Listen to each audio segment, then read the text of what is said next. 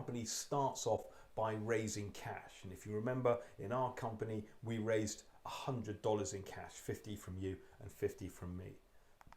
We then used that cash to buy assets. So in our example, we were buying sunglasses to sell.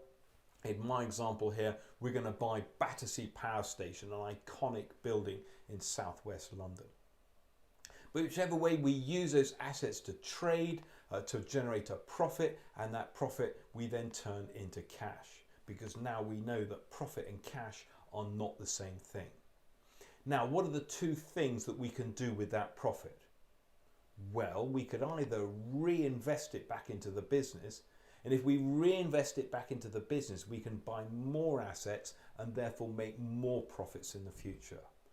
Or we can return that cash to the investors. And so this is very basically looking at the business cycle. But this raised cash, where do we get that cash from? Well, the answer is the two primary sources of investment are debt and equity. And debt and equity together makes the capital employed in a business. So let's look at these two sources in a little bit more detail. And we'll start off with debt, because most of us are familiar with debt. Debt comes in the form of a loan. If I lend you money, I want a reward for lending you that money. And that reward comes in the form of interest. Who sets the interest? The person who's doing the lending.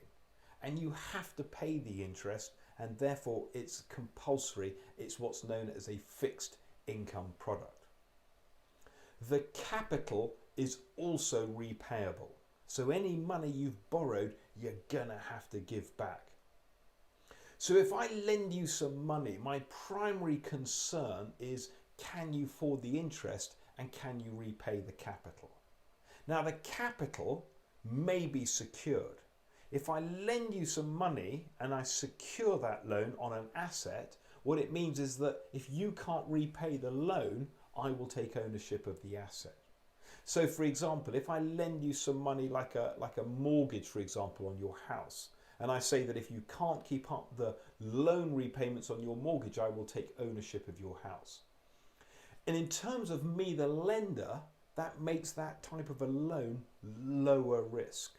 And if it's lower risk, I will charge you a lower rate of interest to borrow that money.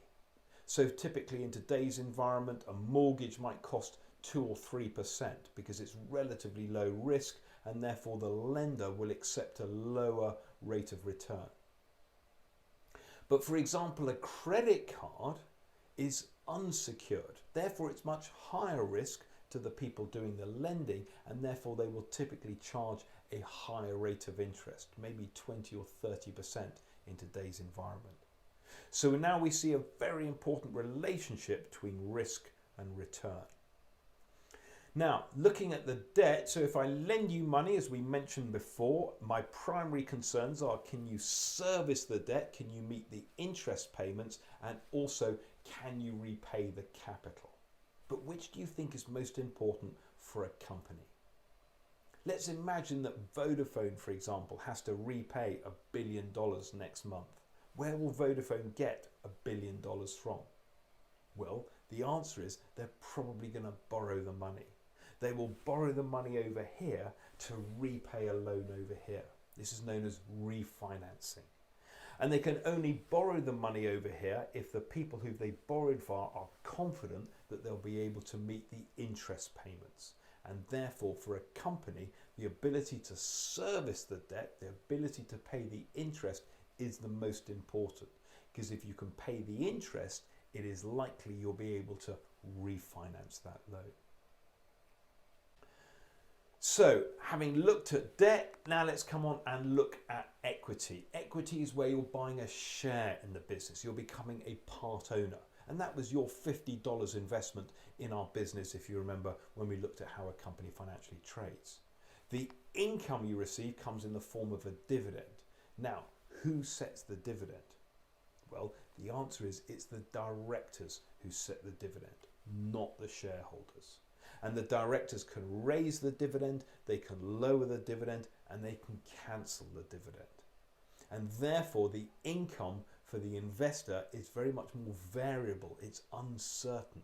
Because if I lend you money, you have to pay me the interest. But if I invest as a shareholder, you don't have to pay me any dividends. And the capital is also non-repayable. You don't have to give that money back. So that $50 that we've invested into the business, the company doesn't have to give that money back. In fact, the company can't give that money back until it goes into liquidation. It can buy our shares back from us, but that's not quite the same thing. So imagine now that you'd invested, I don't know, say $10,000 into Microsoft when it started in 1973. And then you were told that Microsoft did not pay a dividend for 30 years. So the first dividend payment was in 2003. So if you're thinking about your investment, you think, well, how happy would you be with that investment? Well, the answer is you'd be very happy. Why? Because the value of the share has gone up.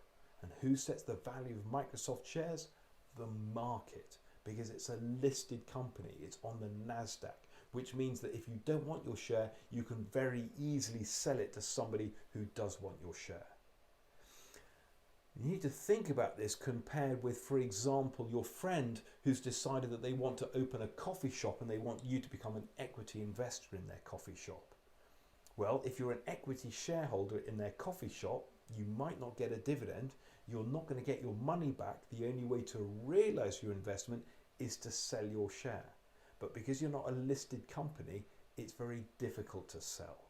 So this concept of liquidity becomes very, very important. Microsoft is a very liquid investment. It's very easy to sell your share.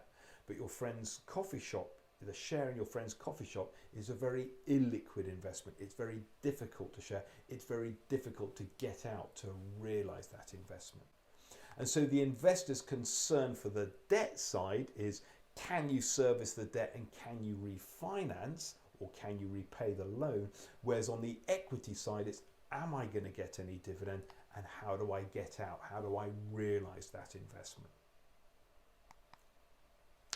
So what we start to see with debt and equity is that actually there's very different profiles in terms of risk. So if we think about the debt and the equity and the risk from the investor's perspective and from the company's perspective, for an equity investor, they're taking a much higher risk because they might not get a dividend and they might not get their money back. They might not be able to realize their investment and therefore they will demand a higher return. And unlisted and illiquid investments will demand a higher return than listed investments, again because of the liquidity risk. So for the debt investor, it's relatively lower risk because it's a secured, they have to repay the capital, it may be secured, they have to pay the interest, and therefore the debt investor will accept a lower rate of return. So from the company's perspective, because equity is higher risk for the investor, it's lower risk from the company's perspective. However, because the investor demands a higher rate of return, for the company, equity is more expensive. With the debt, because it's lower risk for the investor, it's actually higher risk for the company. You have to pay the interest, you have to repay the capital. But because the investor will accept a lower rate of return in comparison to equity, debt is cheaper for the company than equity. So we start to see for debt and equity, whether we're looking at it from an investor's perspective or from the company's perspective, and we're looking at the different risk, and we see if it's higher risk, it's more expensive. If it's lower risk, it's less expensive.